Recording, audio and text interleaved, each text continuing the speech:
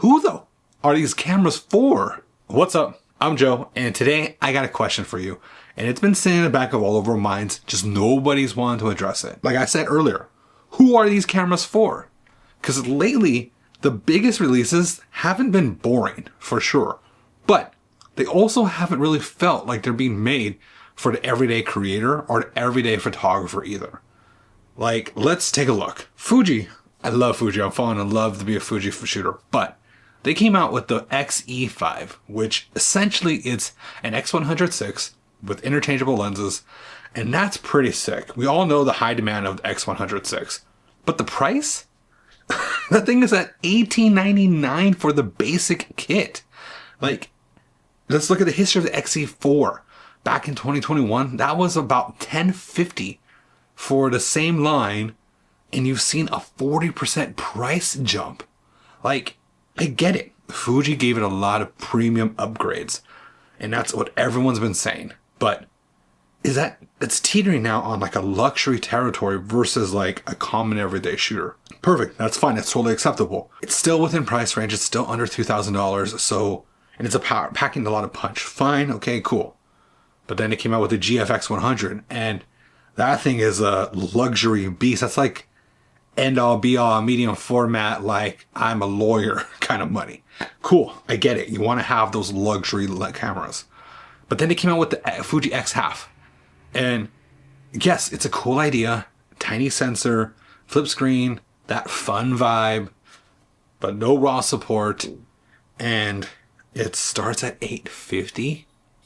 Like I played with it. I got to shoot it at Cinegear Expo, right? But the price for the camera, what you're getting something essentially a little more powerful than the Instax Evo series, which is essentially, again, your fun camera, but definitely better. And it's a great tool for content creators, Instagrammers, and everyday mom and pop shooters. But that price? Like, that's more of a flex than realistic. Dog, that's stupid. No. Fuji, I'm sorry. I love you. Please work with me. I'm not trying to bash you. Trust me. I'm falling in love with you guys. Like, I use my Fuji more than my Nikon. But regardless, let's not forget Sony. In the past, 2 weeks, Sony dropped the RX1R III. This is a 61 megapixel full frame sensor camera. Compact body, that rangefinder kind of size camera, and it has a fixed 35mm f2 Zeiss lens. Mind you, this is like a 10-year-old lens. I get it, it's a beautiful combo. Has macro focusing, great color science, creamy depth bokeh, and honestly, like, normally I would say, damn, that's a good camera. But $5,100. $5,100. Yeah, let that sink in for a second. What? Can we afford this? Oh, like, what do we get? You're getting a fixed lens camera. Okay, fine. Fuji's done it. Leica does it. Luxury cameras. Not every day, I get it. But you don't get IBIS. And other cameras, you do get IBIS. No flip screen. So don't think of any kind of selfie work. If you even want to try to do video, you don't get 4K 60. You get one card slot. And I mentioned fixed lens, so you don't get the interchangeable lens option. Like, this is definitely not a creator first. It's very collectors first. Now, there's nothing wrong with that mentality, but we're starting to see a pattern, right? Cameras are getting more and more interesting. They're even getting more inspiring. They're becoming fun to use, especially as an everyday kit. But they're not being made or tailored for creators who are grinding day to day anymore. And they're not designed for your YouTubers, your freelance shooters, your hybrid content makers, or any beginning photographers, right? They're trying to build a career. And I think that's where even the marketing kind of aims towards these kind of creators, but in reality, they're for hobbyists. They're for collectors. They're for people who already own something, but want to kind of own something trendy or cool. And I'm not mad at it, right? Like, it's very powerful gear. And honest, I want one. I pre-ordered one, but I have to be honest with it. And we have to be honest with ourselves, right? About this shift of the industry. I get it. There are tariffs, and whether those prices are going to last for the long run or not, it's here, right? Prices have gone up in whatever country you're at. And for me, I've always been that kind of creator that wants to focus on value over hype. Like, we need gear that delivers results, streamlines workflows, and lets the creative focus on what they want to do. And that's being creative. So here are cameras that I think are just as powerful, just as fancy, just as cool, and it will help you get the same job done, that are more creator centric. Power, respect, everything, but in your budget range. Let's go. So let's go back to Fuji for a second, right? So Fuji, you do have the X100V. If you really want that fixed lens kind of rangefinder camera, you want something simple, you want something under $1,200, you can find that usually used for that price, and you're going to get a good pack for a punch, even though it's a couple years old.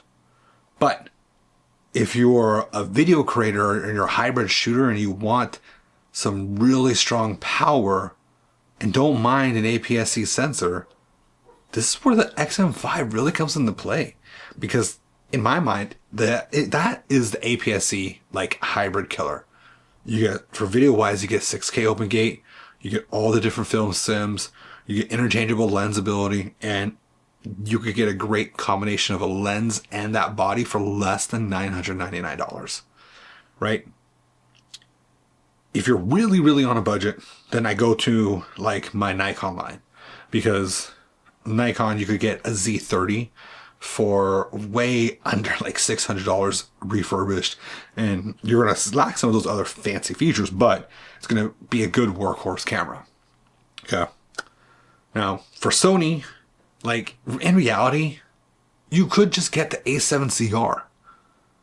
And let me break it down for you for a second. This is the same sensor as RX1R III.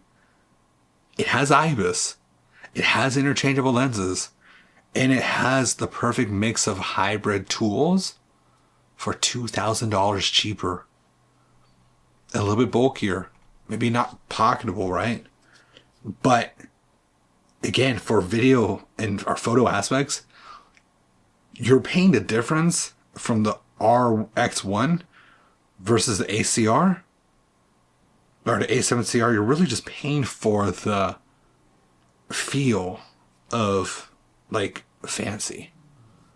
And again, I'm going to go back to Nikon, because let's say you wanted still something new, something very like all powerful full frame. You can still get the Nikon Z5 II, full frame, IBIS, dual card slots, flip screen. You can shoot raw 30 FPS JPEGs for like $16.99, right? Like there are options out there for everybody. And yeah, I think it's easy for gas to kick in and the hype to kick in to want to buy these fancy schmancy cameras. But at the end of the day, I guess the question is to ask yourself, and this is again what I bring up, our current ecosystem of cameras, there are a lot of amazing, talented, functional cameras from under $1,000, under $2,000, and above, right? These cameras are marketed as fun, everyday shooting. But again, these aren't meant for the average consumer. You could get a Canon V1 or a Sony ZVE, right? Like you get all these different cameras, or a ZF for, or is it ZVF, ZV1, ZV1F? You know what I mean, right? Like there's all these different point and shoot style cameras, these compact cameras that are just as powerful and don't cost that same amount. And nobody's going to judge you for what camera you're shooting with. At the end of the day, they just want to see your content and how good that content looks, what that content represents, and all of that. So, yeah. Cameras are getting cooler, they're getting more niche, but not all of them are for us. And as long as you know where you stand, you're not judged. If you're a creator and you're trying to build a career, just don't get distracted by the flexing of gear. Build with intention your kit, right? Creativity isn't about a price tag. It's really about the eye behind a camera. And that you've got that covered in your skill alone.